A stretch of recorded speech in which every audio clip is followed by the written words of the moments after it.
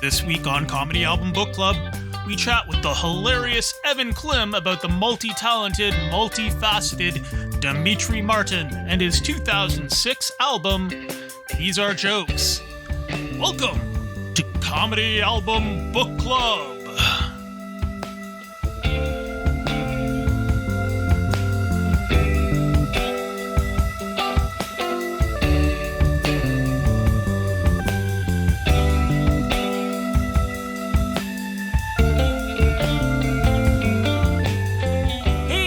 Thanks for tuning in. It's me, Matt Erdil, your host for Comedy Album Book Club. This week I got to chat with my hilarious and super awesome friend, Toronto comedian Evan Klim. Evan is a really great guy. I met him over the pandemic. He does a lot of shows around the city. He is a big fan of one-liners, and he brought Dimitri Martin's 2006 album, These Are Jokes. Dimitri Martin, you may have seen on The Daily Show as the youth correspondent back when he was starting out. You may have seen his specials on HBO or Netflix. He is just an amazingly hilarious mixed medium comedian. If you are a fan of Evan, this is your chance. I was actually supposed to be on one of his shows on May 2nd. Unfortunately, I was called out of the country. So you can see him perform at the Sidekick Comics with my other friend, Andy Wong. And you won't have to put up with me being there, even though I was originally supposed to be on the bill. So get your tickets, come on out and see a hilarious show with slides called Slideshow Bob. Now, thanks for tuning in, and here we go. Evan Klim, Dimitri Martin's These Are Jokes.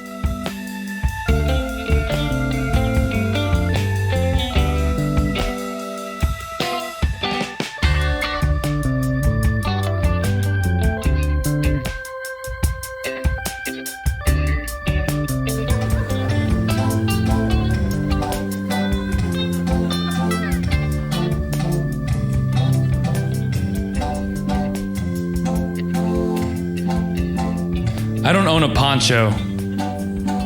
But if somebody asks me, do you have a poncho? I don't say no. I say not right now. Because I do have a blanket and some scissors.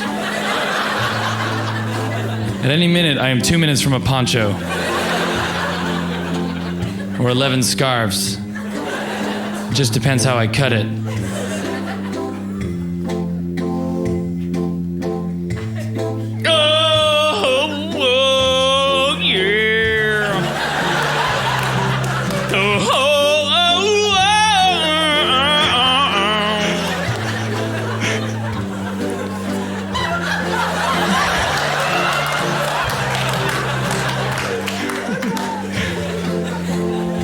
Whenever something good happens to me, I wait 2 weeks before I tell anybody. Because I like to use the word fortnight.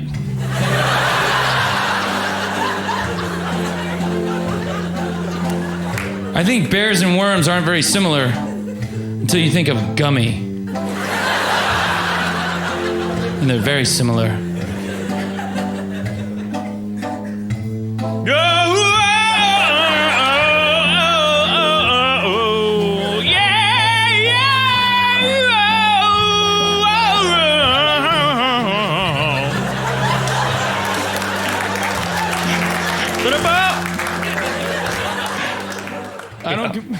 Well, I am with Evan Klim. Welcome, Comedy Album Book Club. Today we are going to be talking about These Are Jokes, 2006 by Dimitri Martin. Yes, which is easily the funniest comedian with the last name Martin out there. Yes. Like, it goes Dimitri Martin, then it goes Andrea Martin, and then Steve Martin, and then Laurie Kilmartin, and then Dean Martin, and then honorable mention to Martin Short. You know? Yeah, he's got a Martin in there. Yeah, so, he made the short list. Jeez. Yeah, I actually met him. Not that tall. Not that tall of a guy. Well, lives up to his name. Yeah.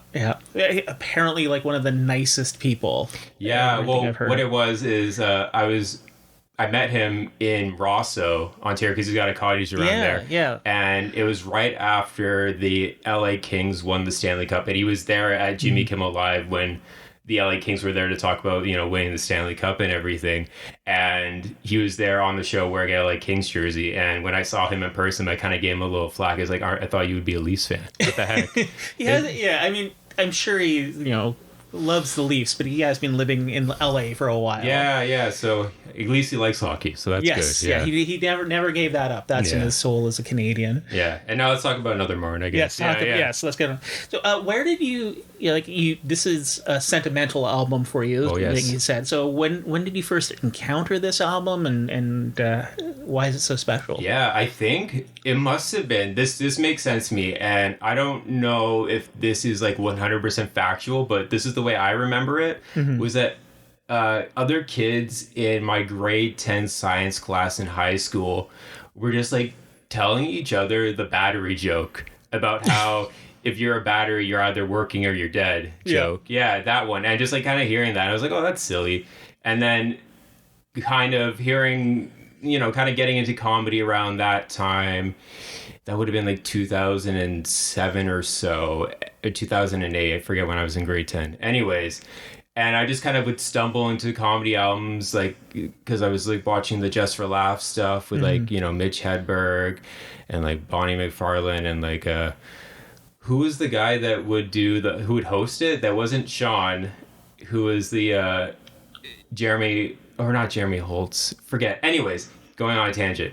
And just to check out his stuff, and I heard the battery joke, and I was like, oh, this is where they're hearing all these jokes from. It says this guy, they're not actually coming up with these jokes themselves. They're actually just like, ripping him off. Yeah, because when we were kids, that's all we did was rip. Like my thing was going in and doing SNL bits from Mike Myers back in the day when I was in high school. Were you dressing up like a German like lady and stuff, or like in the later Hosen? I mean, my Dieter phase would be in university, but that was more of a natural evolution. But it was more like Wayne Campbell. Yeah, there you go. So, yeah, it was just kind of funny because it was just like hearing that stuff, and as a kid I'd be watching a lot of the stuff, like I said, on like Just for Laughs, like Mitch Hedberg, and just being like, I guess at the time some of his stuff would have went over my head when I was like watching it as like an 11 or 12-year-old. But then like over time, you start to get a deeper appreciation. But I knew from watching somebody like him, I was like, oh, this guy is funny just because of the way he is and everything. Like you can almost like hear him and watch him and not understand everything and just be like, oh no, this guy is funny. Yeah. But then with like Dimitri Martin, getting into him was like, oh, I like how he's like having all these like silly jokes, and they're very short and just moving from one topic to another. And it was like a kind of just like reflecting on it now. It's like when you go to like an art gallery and then you see like so many pictures and like so many like drawings, paintings and everything, and you just go from one to the next, and it's just very different one to the next. And it's like, that's the kind of stuff I like, where it's like, oh, they kind of like live on their own, and you can just kind of go to the next. And it's like, maybe it's one of those things where you go there with a friend and you're like, oh, I don't get this, and they're like, oh, what do you mean you don't get this one of this cat or whatever, It's like, oh, it's hilarious. And it's like, oh, now I see it. But it's just like, I like how it's like kind of have that art gallery kind of feel to it. Yeah. You never linger too long. And that was one of the things I find like, he jokes early on about last per minute. And I know in a way it's kind of meta, because that's something, we as comedians genuinely actually will think about. Like, we'll sit with Mark Hallworth is perfect for that. Like, Toronto comedian, he talks about, he's like, okay, well, how many laughs are we getting in here? All right, well, I need to punch it up like here because it's lagging. Yeah. But one of the things I find sort of neat is he never lingers too long. Like, there's certain bits where he'll tag it. Like tag a bit with like little just like extra jokes, but he never takes it too far. Like he like I think I'm trying to remember which one it was. Oh, the digital camera joke. Oh, yeah. Off the top, where it's like there's like 4 tags, and then he's like, okay, stop. He didn't follow the rule of 3, but he's like, it was diminishing returns, and he still got laughs for each one. But he knew, okay, I've got to stop now. And so he really has a good sense of the room in a lot of ways, I find, with this stuff too. Yeah, I'm sure it was one of those things where for him, he probably tried 5, 6, 7, and just finding out was that worth keeping. Yeah. And I guess at a certain point, when it comes to hearing someone like him do jokes, I guess you wouldn't expect him to do 5 minutes about digital cameras.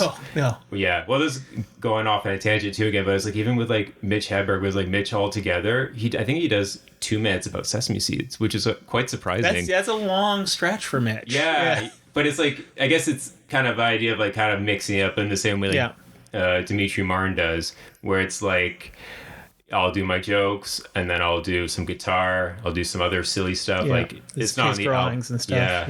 Yeah. So fun way of kind of mixing it up. And it just, for me, as someone who performs comedy, yes, I perform comedy.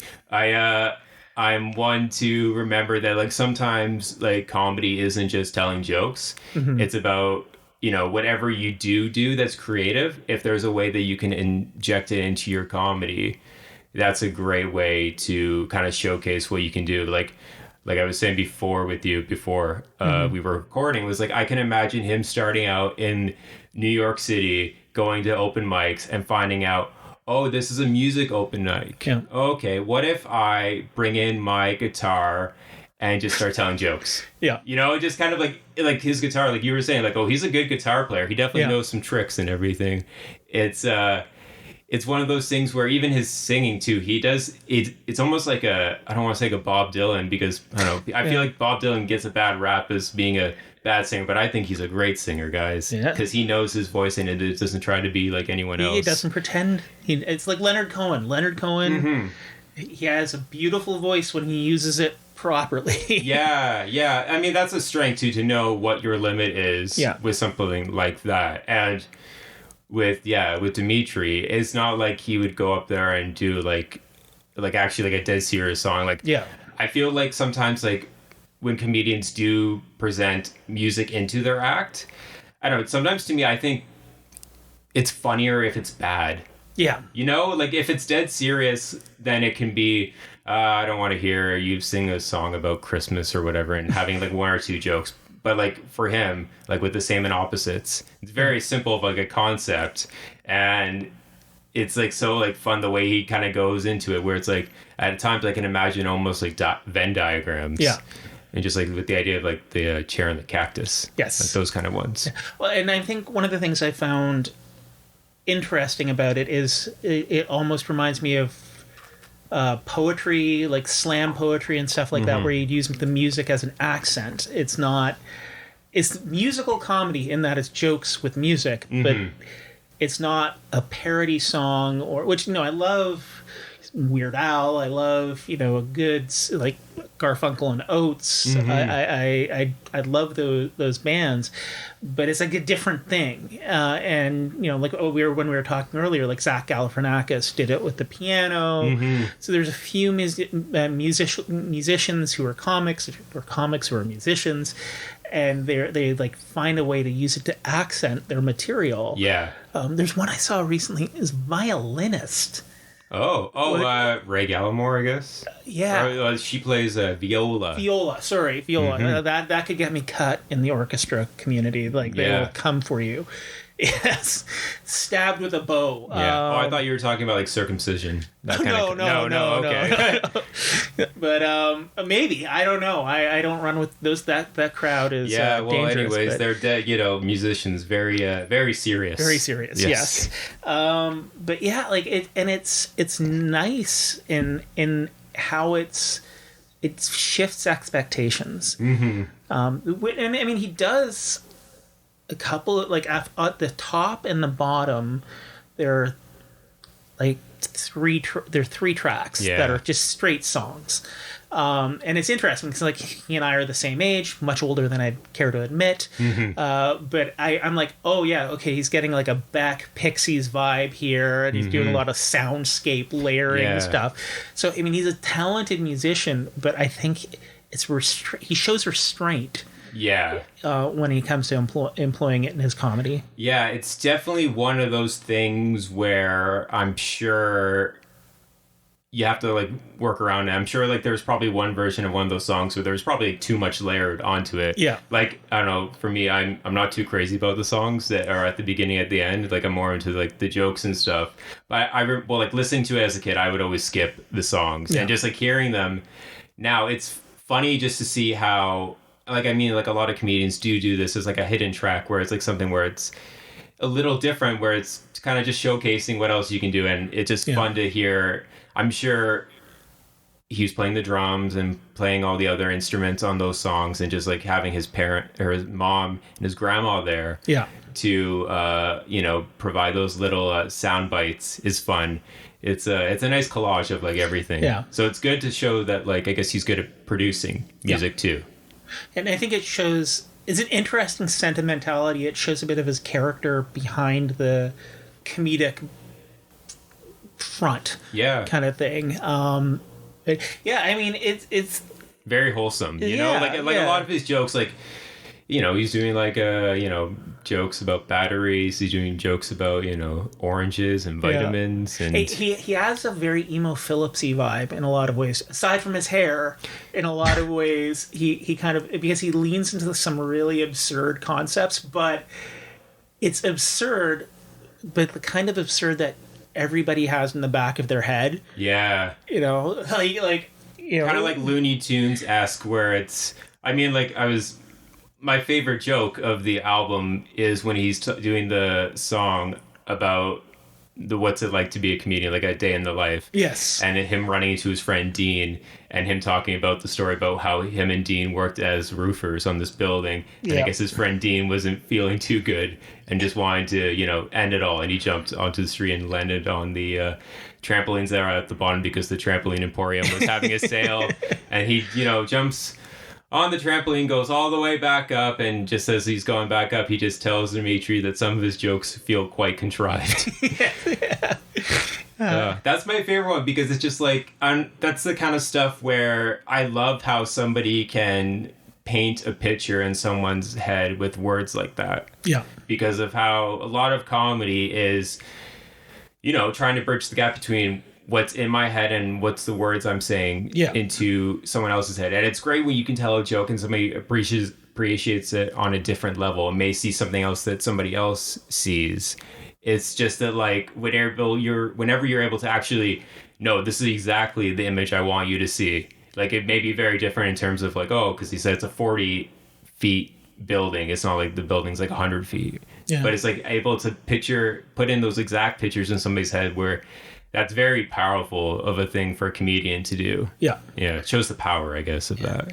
And I mean, the thing is, one of the things I find fun too, like you mentioned, words, is like he's got a really good command of the language. Mm-hmm. Like he knows a funny word when he hears it. Mm-hmm. And I think that's really important for these like one-liner or like two-liner jokes. Oh yeah, you really need to be concise and handy with your language. But he also, like, he hasn't like. There's one point when he has Leo, what's his name? Which is describing everything for people at home. Yeah, mm-hmm. Leo Allen, comedian and writer, up there talking about how he's miming out the straw to give us an emotional connection to the joke.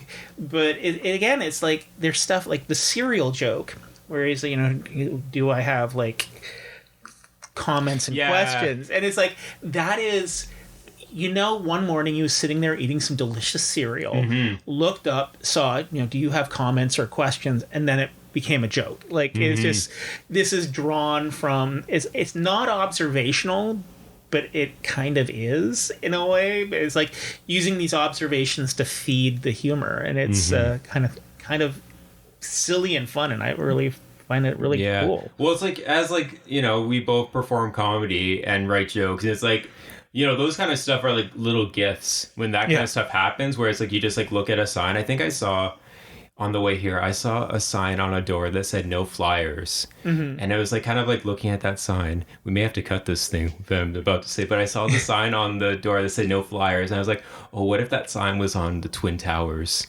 Oh, geez. You know, and just like kind of thinking about something like that. We're just like, oh, I'm looking at something silly, and just, that's where my mind goes, where now if we were going to cut, this is the place to cut it.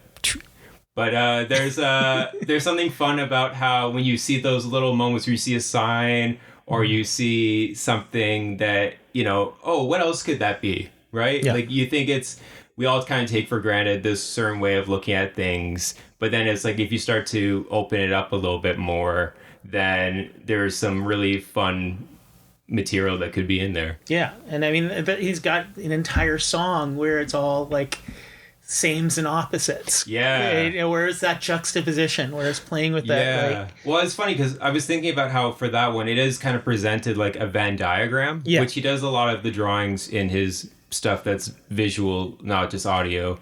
And I have this one thing that I did for one of my slideshows where I presented a series of Venn diagrams. And one of them was my first degree black belt in karate and my degree in sociology. And in the middle, it was things I will use when the moment is right. Just something stupid like that. And just like a tag onto that was like, yeah, there's not that much of a difference between the martial arts and a Bachelor of Arts.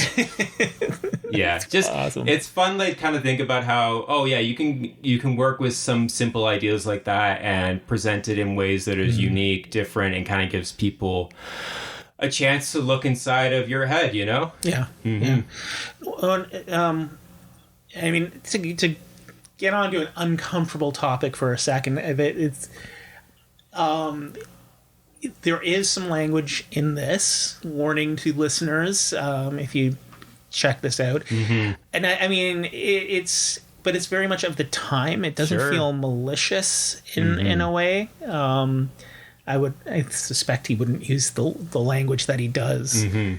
Well, I mean, like, could you imagine if he still was? There's no way we'd probably be talking about this anymore. No. Yeah. If anything, we'd be like probably like scolding him for be like, you know, this is where he went wrong and stuff. But you know, people change and everything. Like, there's definitely, you know, times when I was probably, you know, younger where I used language that I wouldn't use anymore, and even to thinking of those words, like just even I wouldn't even to try to use some of the words that he's using for, I would almost like hesitate and just be like, oh, I don't like saying it anyways, nor do I like hearing it. Yeah. And it's like sometimes when you go to open mics, you'll hear folks using like, you know, language and stuff, and they'll try to be like, oh, no, you can't say this. Or it's like, well, here I am saying it. And it's like, yeah, well, there's a reason. Well, you can say it. It's just that, like, you know, you have to deal with the consequences of it, you know? So you're a jerk for saying it. Totally, yeah. But it's curious. It's interesting in like, you know, like you said, if he was still using that kind of language, he wouldn't be around today in the capacity that he is. But it's how much the language around comedy and joke telling has evolved. This is 2006. We're in 2024 now.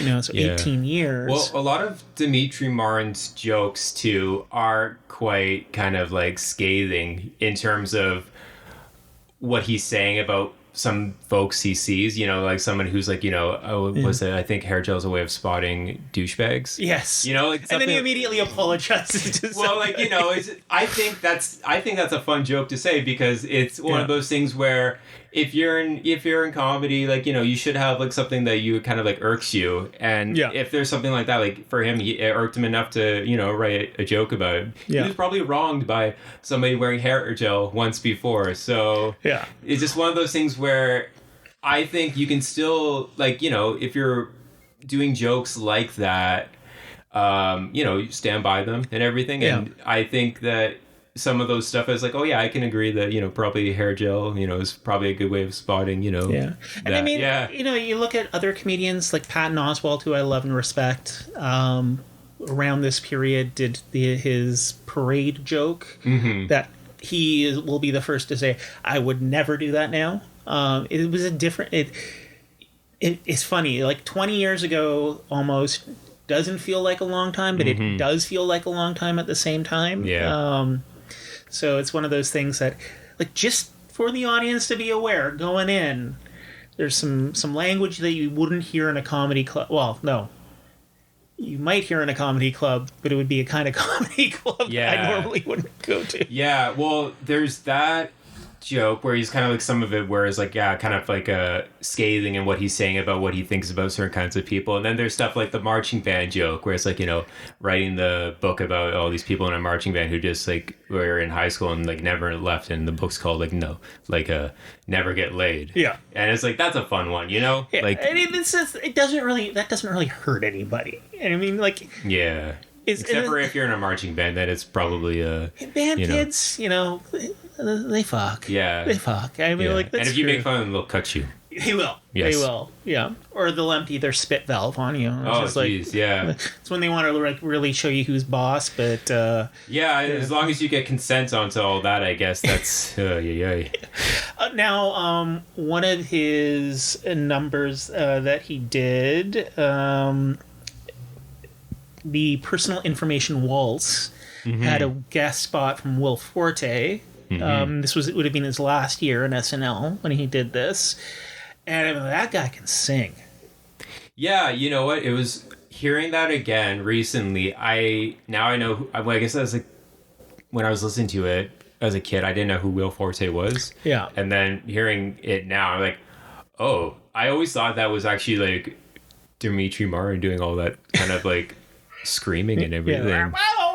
Yeah, bebop, I guess. Yes, yeah. Like but it is, again, it's like, it's not gratuitous. Like, it does service the bit. And you know, a lot of times people will say, "Oh, this is it is a gimmick." Like when we were talking earlier, you said, and you mentioned that it is a gimmick, but it's a gimmick that serves a purpose.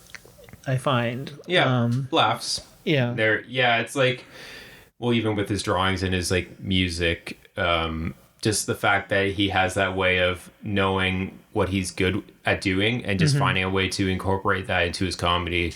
I think it just has a good way of showcasing what comedy can be. So, yeah. So now you are a comedian. You have a regular slideshow Bob. Yes. You wouldn't be so oh my gosh, people ask me if I can be on Sideshow Bob. It's, you know, permanently banned at that point. Every time they ask me that, I'm like, no, it's not called Sideshow Bob. And if you don't take the time to learn what the name of the show is, no, you're cut. It's one of those things where it's like, just do the basic research before you. And it should be one of those things too, where you look at it and you're like, that's clever. I'll remember that. It's literally a pun. In the name, it's a joke. If you can't recognize a joke, then I don't want to see your comedy. That's it. Yeah. I mean, hey, that's actually a good litmus test. Yes. You know, if you actually can't recognize a joke, can't be on my show. Cut. Do you draw like you mentioned Venn diagrams? Do you draw a lot of inspiration for your own material from Dimitri? Because there's little nuances, just to say. And I don't think it's even conscious on your part, but there's little things that I notice about you personally, where he has like this little giggle, and I sometimes notice you have that same little giggle too, where it's just like, it feels like he's worked his way into your brain. Well, I mean, just like as like one of like, for sure, as like an influential kind of figure within like kind of like my comedy, like Mount Rushmore, so to speak, I guess. Yeah.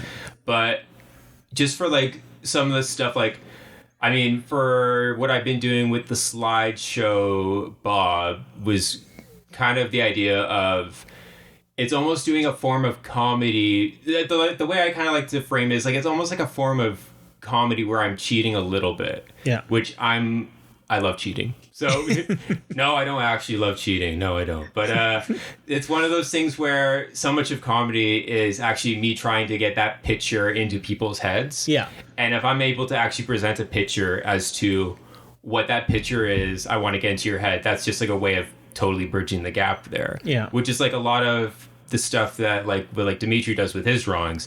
And he has a couple of books of drawings that he's done too, where it's kind of showing, like these silly ideas of his that he maybe tried to incorporate into comedy as like jokes, but it wasn't able to do it. So he does the thing with like his giant notepad, or he has a book that's just filled up with his drawings and stuff. So I like how it kind of, again, showcases the idea of like what you can do with comedy, and how if you have any other talent that you can do, like juggling. I think in one of his specials he actually does juggle too. Yes. So whatever that kind of thing you can do that is something outside of writing jokes, if you can find a way to do that that's funny, then that's a great way to showcase again what you can do. Yeah, like another Canadian comedian, Luba Magnus. Oh yes. Her animation, graphics, and because her day job was doing graphics for news, so she has these amazing, silly little animations and stuff that are hilarious, and it's like combining these talents, bringing these things that people love, telling jokes and drawing and stuff. So, like recently in one of my iterations of Slideshow Bob, there was something I did, this whole thing about how I used to be a tree planter, and then the idea was that like me starting as a tree planter, I wasn't very good, and I asked one of the veteran tree planters, how do you plant a lot of trees? And what he told me is that you got to go to the crossroads where you're going to meet this man, and he's going to tell you how to plant a lot of trees. In exchange, you have to sell your soul. Yes. We all know the old classic blues fable. Yeah. So just something fun like that, where it's like as a way of like maybe me, if I was going to do that, as like stand up, like jokes without any kind of visuals, be a little bit harder to kind of get into that feel of it. But with presenting pictures, it has that way of kind of solidifying the image into what I want to put into people's heads, which is like fun. When you can do that with jokes, that's amazing. Like jokes, and just like sometimes there's a way of just having it so that it's different too, because it's so much of doing comedy is finding your voice and finding a way of just being unique in a field that's so talented. This filled with so many talented individuals too. I mean, especially in cities like Toronto, New York, and LA, it feels like there's a thousand new. I noticed you didn't say Hamilton there. Are you saying that people from Hamilton? Hamilton has some great talent. Hamilton does have. It's where I saw Weird Al. He made a point of going to Hamilton and not Toronto. So what? For real? Yeah, for real. For real. Yeah. Yeah. So. Well, I guess he probably had something about ham that he probably did there. So he does. But, I mean, levity in Hamilton, terrific joint.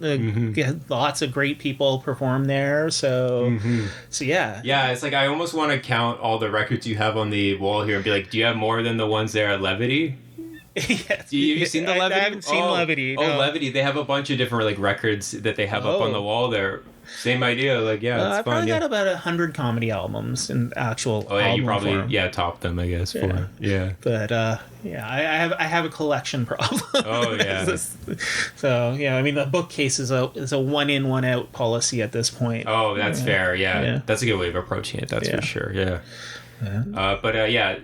It's just about how I guess like there's so many talented like comedians, and just having a way of make it so that you can still be a part of that community, and it just be like there's different kind of like styles, so to speak. And Dimitri Martin is kind of I don't want to like, it's funny to think of like someone as like a one-liner comedian, but like I would even kind of say that that's probably not as fair of a label, because it's like, I don't know, someone like Anthony Jeselnik or like Mitch Hedberg, Stephen Wright. I think they just tell jokes, Bonnie McFarlane, like Judah Freelander. They tell jokes, and it's funny to think about how that's kind of, it's so fundamental to what comedy is. It's but just to make it so that like you're not like a storyteller, but you can tell stories. It's just that like there's definitely this kind of idea of, I'm going to tell this thing and then I'm going to move on to the next thing. And it could be something completely different, or just kind of like lend itself to what you're talking about. Well, and like in the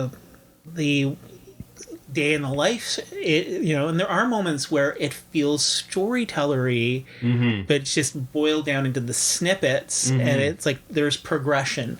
So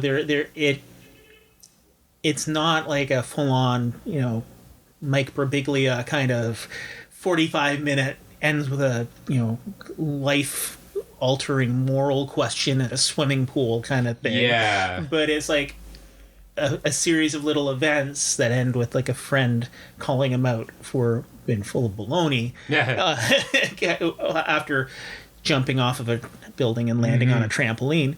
But it's interesting because it sort of speaks to the power of these individual components. Like, you have to master the joke. Yeah. To, like, and you think that's a basic concept, but for a lot of comedians or people who want to be comedians, they never really do master the joke. Yeah, it's funny because, like, with, like, Birbiglia, like, there's the example when he's talking to his doctor is like, I don't think, LeBron James even does, like, 5 days of cardio every day. And then his doctor's like, LeBron James definitely does 5 days of cardio every week. And we go back for 45 minutes of this conversation going back and forth, and we agree to disagree. Yeah. And just the kind of like the silly things like that, where it's like, I love how at times, like, a lot of stuff in comedy nowadays is talking about how, you need to be really truthful. And it's like, because there is nothing funnier than the truth, I think. Yeah. Especially with, like, some of the jokes that Dimitri Martin does, because it's observational. It's like a silly way of, like, looking at things. But, like, you would hear some of those jokes that he tells and be like, oh, yeah, it's true, And just, like, when you can even be on, you can hear something, and it's, that incongruity where it's like, no, that didn't actually happen, but for that moment there, you made us think it happened. Yeah, that's so silly. Like, I call the cereal helpline, and like, do I have a question? Are there any more delicious? Is this the most delicious cereal in the world? I have a comment. Yes. Yeah. And it's like, yeah, he was thinking that. But it's like, it may not be literally true, but it's what he's felt in that moment, and it became a joke. I mean, something like that. I want to believe that he may have actually contemplated doing it. Yeah. Fun story. I went to the National Gallery in London, England recently, and that's where they have the sunflowers that were the protesters threw the Campbell soup at, the tomato soup. And it was there, and there was the person there who was watching the room, and who watches the room to make sure no shenanigans happened. Yeah. And I went up to him and I was like, were you here the day that they threw the tomato soup at the sunflowers, Van Gogh's sunflowers? And he said, no. And I asked him, well, would you have stopped them if you were? And he's like, yeah.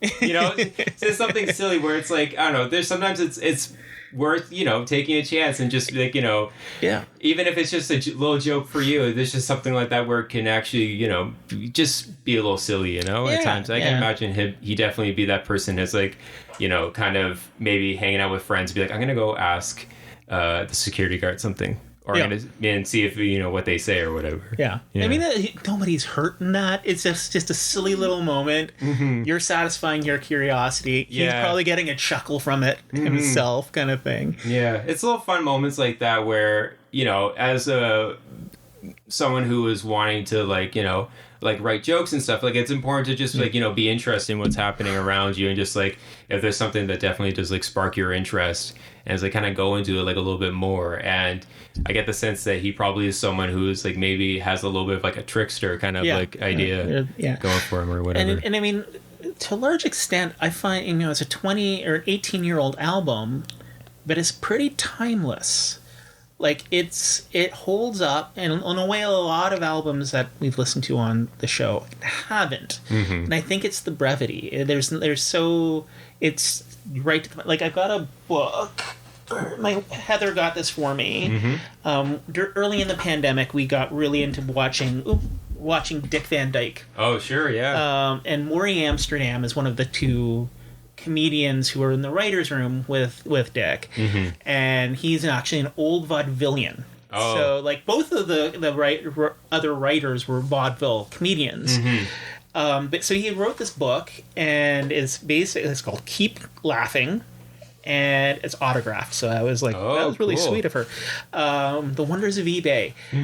But it's like, yeah, it's just basically silly. What would some of it later became street jokes because it was told so many times.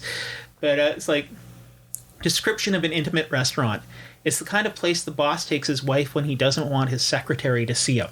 And it's just like little like snappy jokes, and it's like that's the core, you know. You have to understand the two sentences, and how you get there varies, but it's those two sentences that matter at the end of the day. Yeah, there's something to it where it's kind of at times it's one of those things where you have that thought too, and it's like, how do I make sure to use the exact same amount of like words I need to like edit everything? So I'm sure even too with like Dimitri Martin, there's like some of those jokes you have or that he has is probably maybe he's like it's 100 words or whatever. It's like, oh no, this is a bad joke. You know, it's like at a certain point, like with like someone like Anthony Jeselnik, some of his jokes can be like up to like 80 words, I guess. But then it's just worth it at the end there because it's like what a surprising punchline and everything. So it's one of those things where it's like, yeah, just going back to the fundamentals of, you know, setting up these expectations and then breaking them. So that's fun. That's something I really like to like watching comedy, you know. Because I want to be on there to be like, as a chance to like, you know, like escape from it, you know, just kind of like hearing something. Like I heard this one joke at a mic recently and I liked it because he was like talking about how, you know, trying to open up to people. And he's like, it's really hard because people always say to him is like, oh no, it's like, you know, saying like, oh no, you're not, you're too sad or whatever. You're not very good or whatever. And like, it sounds like you suck. And then he's like, so then I had to switch therapists.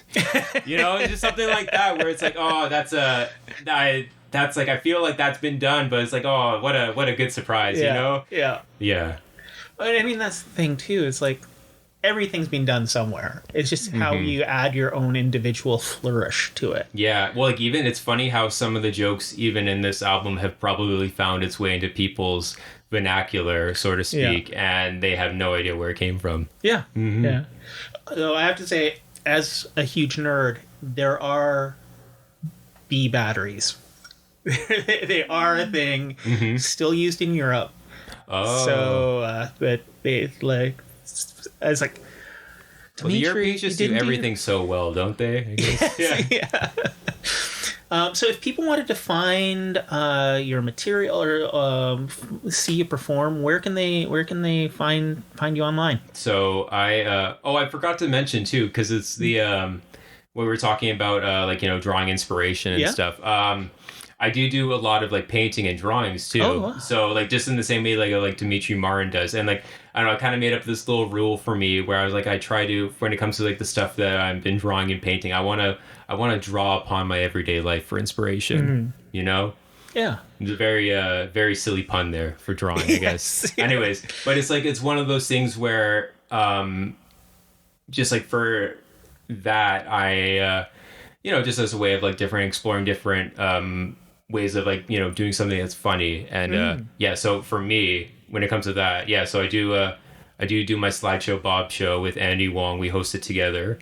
And that's incorporating stand-up comedy and storytelling with PowerPoint or Google Slides, whatnot.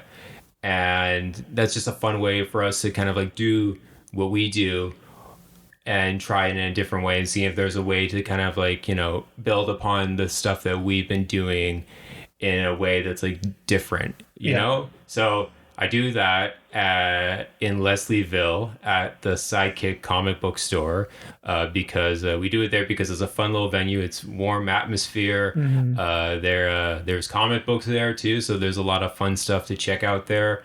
And delicious lemon and cranberry glazed scones. Oh yes, and the raspberry scones too. Those are good too. I'll have to try those next time. Yeah, I'm a big fan of raspberries. That's for sure.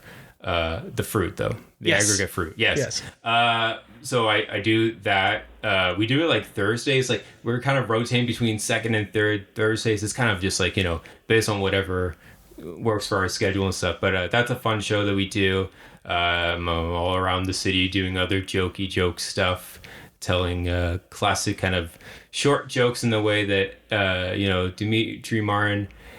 Not to say I do it like him or whatever, but I am kind of that ilk, so to speak. Yeah. Is that the right word? I guess ilk. Yeah, ilk. But it's, and you have one joke, and it's Dimitri Martin-esque about your last name. Oh yeah, that I love. That you, and I won't spoil it. You have to come out to a show to see. It performed in real life. Yeah. But, yeah, you could definitely, what you could do too is just like look at a carton of milk and just like put it in a mirror and then maybe you'll see it. Who knows? Yeah, so I do that kind of stuff. And then like I've been posting more of like kind of like my little stupid drawings or whatever online, just as like a way to kind of be like, oh, not only can I like, write jokes or put together silly slideshows, I also, do paintings of bears wearing trucker hats, stuff like that. So but it's all about finding joy. That's the thing, and I mean, I think that's lost. Like, I mean, message comedy is important. Being able to say something is great. Mm-hmm. But if you're not finding the joy in yourself or the audience, mm-hmm. Be it a bear wearing a trucker hat or a joke about, a friend jumping off a building, like there's got to be something there. Yeah. I mean, for me, it's always important to remember that we're doing this to make people laugh. Yeah. And as a result, if there is something that is said that is greater than the joke itself, if there's something to say that's like this like truth about something that's like an issue or something, that's always a great as like a byproduct of a joke, where I'm never trying to, if I do write a joke that does say something like that, it's never something where I'm like, oh no, I want to write a joke that says this. It's like, oh no, I just happen to write this joke and it can be looked in a way that says something about student debt, or it says something about housing here in Canada. Like, I'm never trying to, say that like, let's write a joke that says like a message. It just happens to sometimes happen that way. So I mean, it's when it comes naturally, then it lands all the better. Yeah. Well, it's like, even too, I remember sometimes even telling jokes, or somebody comes up to me afterwards and says, oh, I like how that joke says something about this issue or something. And I'm like, oh, you know what? I never even thought about it saying that. But now that you mention it, like, I guess it's one of those ways that somebody can hear a joke and just hear something else completely different. Yeah. So that's always fun like that. Awesome. All right. Well, Evan, thanks for joining me today and to talk about Dimitri Martin. And did we talk about Dimitri Martin today? I feel like we talked about a lot of things here today. Well, he was the core. He was the two lines that made it all worth it. Mm-hmm. Did you have a favorite joke in the album, by the way? I did. I think my favorite bit, it would be, what was the one that I check my notes here. Yeah, the wizard, the tiny umbrella. Oh yes. Oh yeah. It was so like, everybody keeps those umbrellas. Yeah. Everybody keeps those umbrellas. Souvenirs, but like, to do something so silly with that, and just a little flourish of, oh, he's in a really bad mood. He's really angry. It's just like it feels like something he's pulled on the street with a person. So again, that I think is my favorite. Yeah.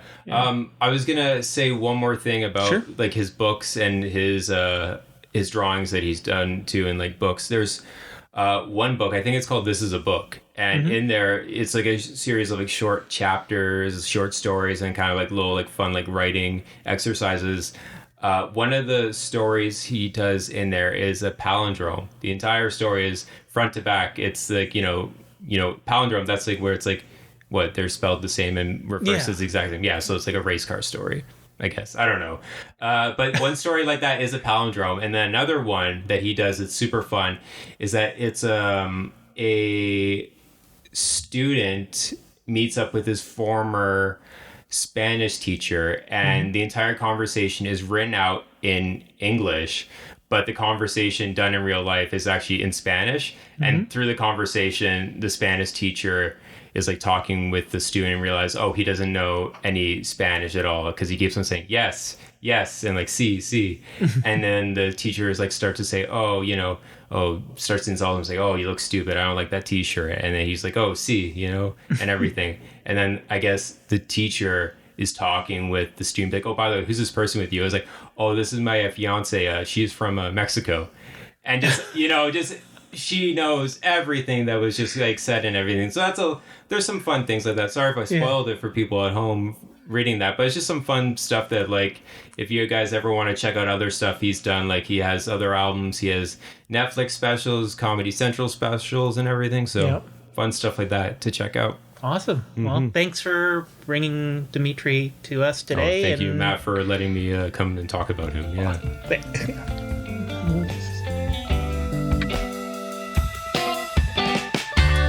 You've been listening to Comedy Album Book Club, a Far From Here comedy and ShowbizMonkeys.com co-production. Music today was performed and produced by Glenn Bouchon, Tim Matthews, Edith Falkenberg, and Jim Spruill, also known as the Something Something Quartet. Thanks for listening, and tune in next week to Comedy Album Book Club.